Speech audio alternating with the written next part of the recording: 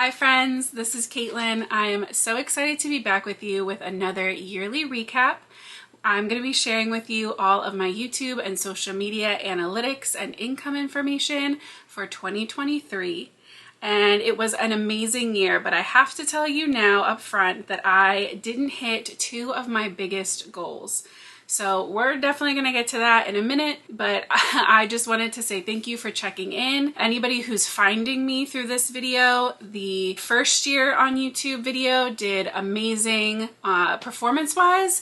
And I think it's because a lot of people, especially in a craft or art niche, are not talking about their specific numbers. And in general, people aren't sharing a lot of these numbers on social media at all. I have found some YouTubers that are teaching people how to be YouTubers, and they'll share their numbers, which is absolutely amazing. And it's better than having nothing to go on, but every niche is different. And so I feel like somebody speaking out and sharing these things might help someone either have motivation to start their channel or at least help give them some possible expectations or goals to set for themselves. I'm just sharing my experience with you. Take it or leave it, take it with a grain of salt, however you want to say it. These might not be the results that you already have or will have.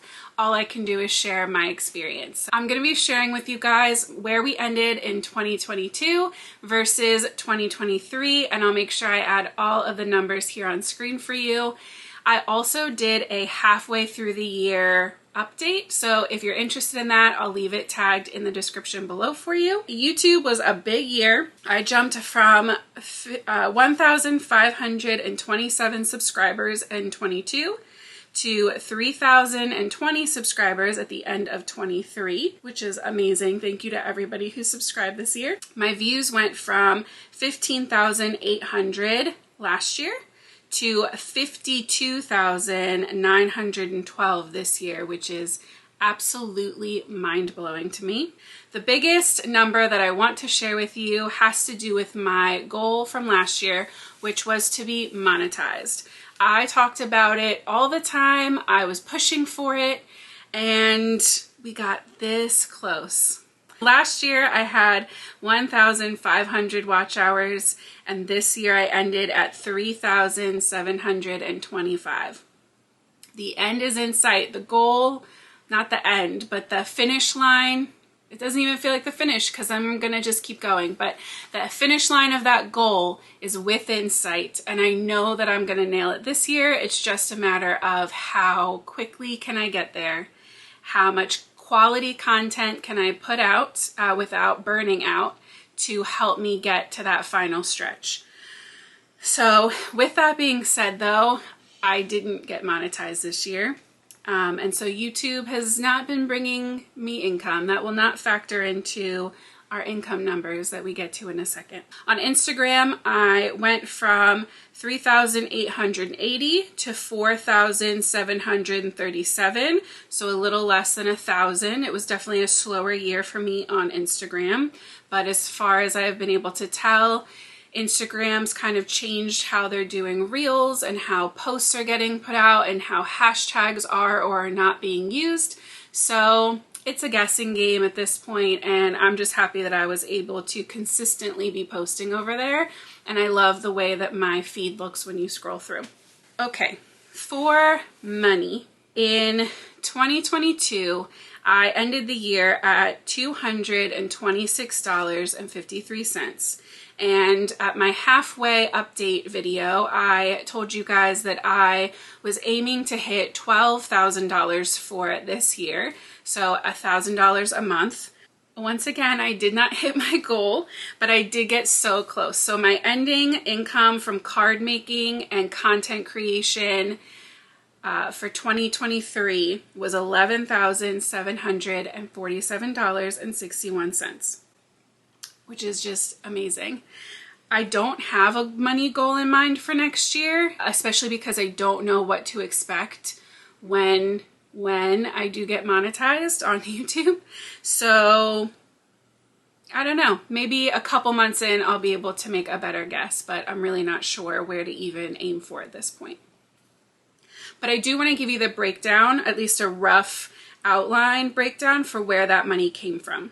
773 of those dollars came from affiliate links. And that includes share sale links, private affiliate links with companies, and Amazon. And then $545 came from me selling my cards. So I was able to do an art show in the spring and a craft fair in the fall. And from those two combined, we ended up at $545. And then I had $125 came from Meta. So between Instagram and Facebook this year, I was able to bring in $125, and that's off of engagement. The more shares, likes, and comments that your posts get, the more money Facebook is willing to pay you. And at the beginning of the year, I had some reels and engagement deals with Instagram, but those did go away at the beginning of the year, like the first month or two. The other $10,100 came from working with different brands throughout the year. I can't give you an exact breakdown. That's not fair to those brands. And with some of them, I even signed contracts saying that I wouldn't share the amount of money. I just wanted you to know that that accounted for by far the majority of the money that I brought in last year. I can also tell you that last year I did have quite a bit of design team work. I was able to partner up with scrapbookpal.com through the fall of this year. I decided not to renew that because my schedule was just getting so busy. I was very overwhelmed. And I had some other commitments that I just was not willing to give up. So I also worked with Pink and Main through the year, and I started doing lives for them twice a week. From February all the way through. They're still going strong. You can come hang out with me every Tuesday and Thursday over on their channel at 8:30 p.m. Eastern. I also continued my work with Sweet November stamps as well as Purple Onion designs. And towards the end of the year in the fall, I was offered a chance to guest design with My Favorite Things for their sketch challenges and color challenges, and that's still ongoing. It's not a permanent position, but I'm hoping that it's something I can continue to do at least off and on through this year. I love sharing all of these numbers with you, but I also wanted to just share a couple little pieces of advice that I picked up over the year. And the biggest one is to grow your channel. Everyone tells you that you have to be consistent. You have to stick to a posting schedule, and you should batch your content and film ahead of time so that no matter what happens, you always have something ready to go and you never miss an upload. And for 2.5 years, I was able to maintain that. But in December, when I had my medical stuff come up, my health stuff, I had to, in that moment, make a decision that my health was not worth risking to make a video. I was at the point where I literally could not sit up at my desk and create. And you know what happened when I posted on here and let people know that I would be skipping a couple uploads?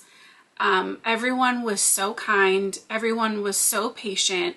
I got DMs telling me not to worry about it, just to heal. So I didn't lose any subscribers. Maybe I didn't gain any that week because I didn't have a new video out, but I certainly didn't lose any subscribers from that. And so the biggest thing I can tell you is, yes, be consistent whenever you can, but if you can't, just give yourself some grace. Yes, it can be a job. Yes, it's important. The stuff that we're making and the content you're creating can 100% affect people.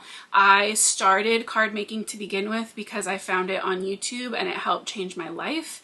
So I'm not saying that it's not important, but if you have to skip a video, it's not the end of the world. I know that that probably sounds so self-explanatory, but it really was a wake-up call for me this year. The other tip that I wanted to share with you is how important it is to be authentic when you are creating your content. I have taken a very honest approach to my videos, not only with videos like this, sharing those real life numbers with you, but I make it a point to leave in mistakes and even fails in my videos, not just sharing my wins. And I think that in a world where so many things can easily be edited out, that having those real life lessons is just so important and is going to make a big impact as far as our community goes, making sure that people aren't as likely to compare themselves to some unrealistic expectation. So some of my favorite videos and the best performing from this year were me trying stuff out for the first time and leaving in the bloopers because I think it takes that fear away from someone else. I also really enjoyed a few times where I made a card that I didn't like, or sometimes I even hated, and then I shared that card on camera and then remade it in a new way so that I loved it. And I think that it's just natural in this crafty and art community to have those instances where you go through the whole process and you make a card and you don't like it. So instead of just throwing it out and walking away, I think it's a really fun idea to take that same base concept that you started with, that sparked your imagination to begin with, and redo it so that it is something that you love. This is next day Caitlin checking in because I realized this morning after I filmed the rest of this video last night that I left out some stuff that I wanted to talk about. So the main two strategies that I'm changing up going into 2024, I'm adding 2 lives minimum a month to my own channel, some casual Saturday night color with me's. And we'll kind of take it from there and see what that leads to. I'm also going to get back into weekly reels / TikTok / shorts. I hadn't really posted a reel since I think the end of August, maybe beginning of September. And I think that definitely hurt my Instagram growth. And my TikTok growth as well. I haven't lost anybody over there, but I just haven't been posting, and I do generally enjoy making those videos. So those are the main 2 things that I am changing up going into this year. So yeah, back to your regularly scheduled program. I just want to thank you guys so much for an amazing 2023. I hope that anyone out there that is thinking of having a channel or is just starting out with their channel or even is doing amazing and just wants to see what things are like right now for somebody who is still growing and learning, I hope that these numbers inspire you or offer you some comfort. I talk a lot about not comparing ourselves to other people, but sometimes it can be so hard when you have absolutely no idea what kind of numbers to shoot for, what might be possible, what might be normal. So having these numbers, I hope, brings some comfort to someone else out there the way that I know it would for me. If you haven't already, now would be a great time to subscribe to my channel and, hit the thumbs up or whatever. It is the easiest free way to support my channel and to help me get to that monetized spot. I do know that amazing things are coming in 2024, and not just for me, but for you guys too. So I hope that it is an absolutely amazing year for you guys, and I will see you back here next week. Until then, happy crafting.